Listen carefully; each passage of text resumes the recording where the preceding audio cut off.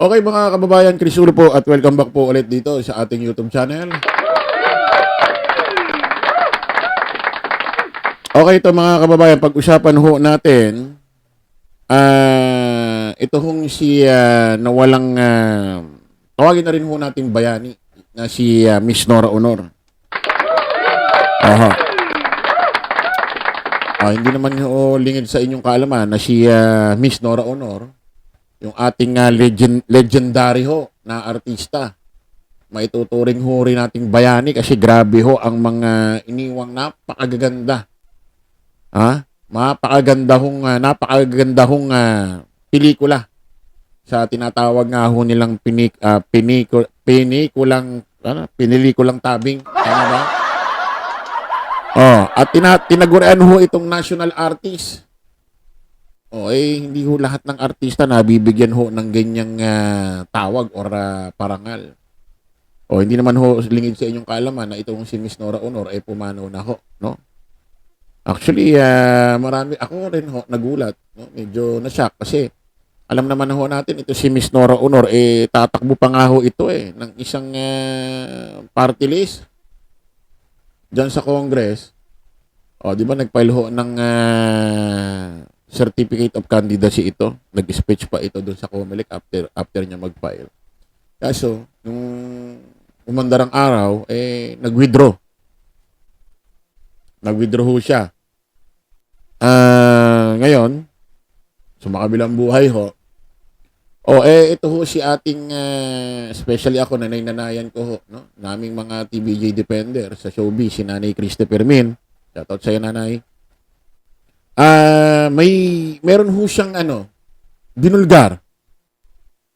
Ito ho yung pagbubulgar na kung saan ikakabuti ni Pangulong Bongbong Marcos at maaaring mabawasan ho ng basher at mabawasan ho ng may mga galit sa kanya. Dito ho masasabi natin mga kababayan, itong si Pangulong Bongbong hindi ho paimbabaw na tao. Ano ho ba ibig sabihin ng paimbabaw na tao? Ang paimbabaw ho na tao ito ho yung parang lagi na lang ba pinakikita yung kabutihan?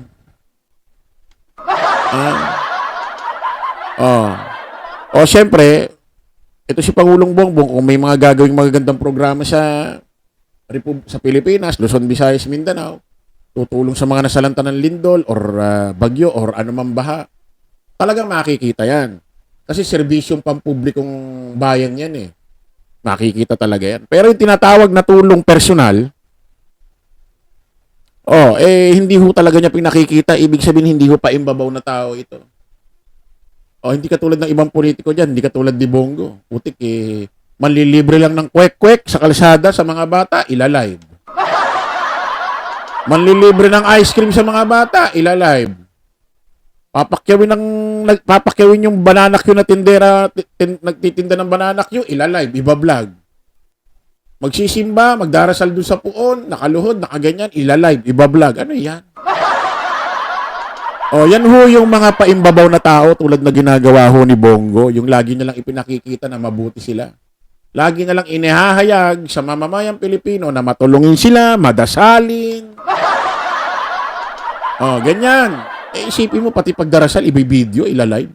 Sagradong gawain niya ng tao. Hindi naman dapat binablog yan, hindi naman nilalive yan. Isipin mo, darasal ka, ilalive ng Facebook page mo, ipipicturean, para masabing mabait, mabuting tao ka at iboto ka, gano'n. Ito mga kababayan, masasabi natin si Pangulong Bongbong Marcos, yung mga personal niya hong gawaing pagtulong, hindi niya ho hinahayag, pinagkakalat, hindi niya ho may tawag doon para hindi ho siya mabigyan ng papuri. Hindi nga paimbabaw.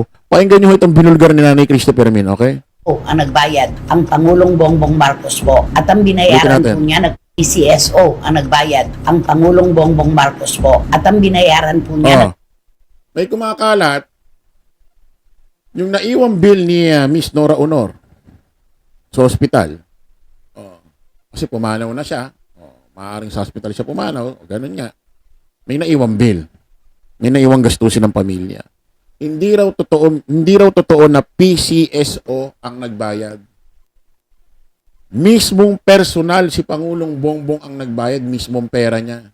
Tuloy natin.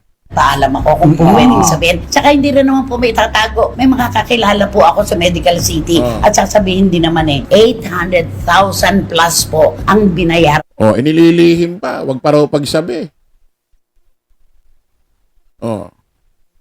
Inililihim pa pala. Siguro ito si Nanay Christie, gusto niya ibulgar para makita naman yung kabutihan ni Pangulong Bongbong Marcos. Hindi naman puro na lang hate ang sinasabi sa kanya. Mabigyan man lang ng pupuri.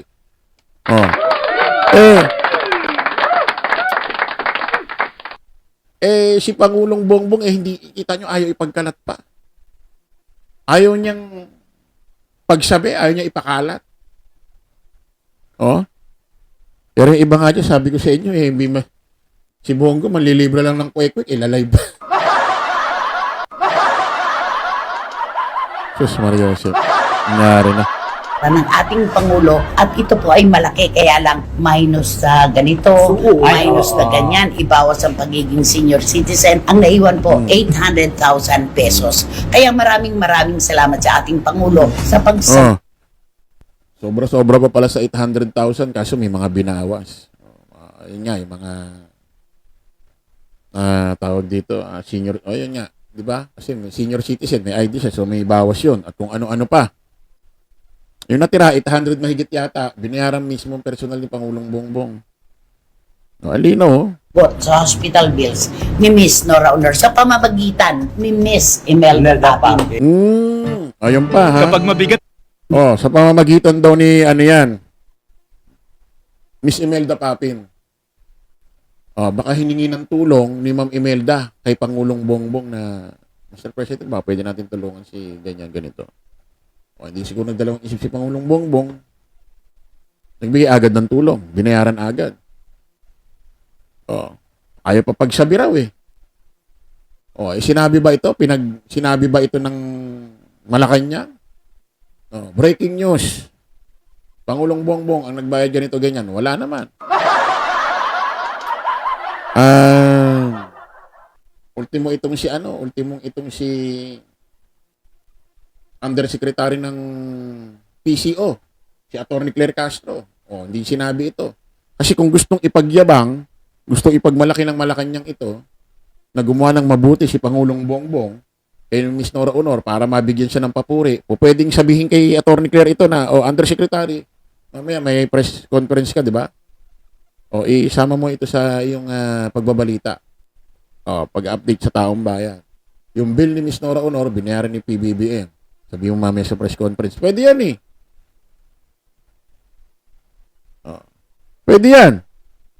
Kaso, ba't di sinabi ni Undersecretary Atty. Claire Castro? Dahil hindi na inutos din sa kanya. Para hindi na mabigyan ng papuri. Nililihim yung ginagawang personal na mabuti dahil kahit di naman din yung malaman niya, may makakaalam naman yan yung nasa taas Salamat na lang dito kay Nanay Christie kasi binulgar niya ito. Itong pagbubulgar na ito kakabuti ni Pangulong Bongbong Marcos. Mabawasan man lang yung kanyang mga taong galit sa kanya. Mabawasan man siya ng basher kaso ewan ko lang kung may mababawas pa kasi itong mga DD shit wala na, nilamon na wala na ito, kumbaga parang nalaso na yung mga pag-iisip nitong mga ito.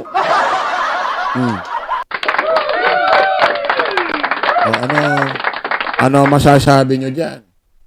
Kasi alam naman natin yung mga DD shit, mga loyalista, taga-suporta ni Pangulong Bongbong Marcos, pagdating usaping sa Nora Honor, iisa layunin yan, iisa prinsipyo, iisa ang takbo ng isip niya, mahal nila si Miss Nora Honor. Kaya ngayon, mga DD shit, yung mahal nyo si Miss Nora Honor, yung mga nunarians dyan na DD shit, ano masasabi nyo? Yung minamahal yung artista. Especially mga ibang medyo may edad dyan na nakasabayan si Miss Nora Honor. Ano masasabi nyo? na yung mahal nating legendaring artista na tinatawag na bayani, national artist na si Miss Nora Honor, tinulungan ni Pangulong Bongbong Marcos. Hindi pa pinagkakalat. Natuklasan lang natin kay Nanay Christie yung kabutihan. Baka nga ang daming ginagawang personal na kabutihan niya ni Pangulong Bongbong Marcos, wala na lang din nagsasalita dahil ayaw pa sabi. Hindi na lang din natin nalalaman. Okay, maraming salamat po mga kababayan. Kita-kita ulit tayo sa panibagong live, panibagong vlog. Lagi yung nating tatandaan, don't follow the majority. Follow the right way. Maraming salamat. Kita-kits po tayo ulit. Bye-bye po.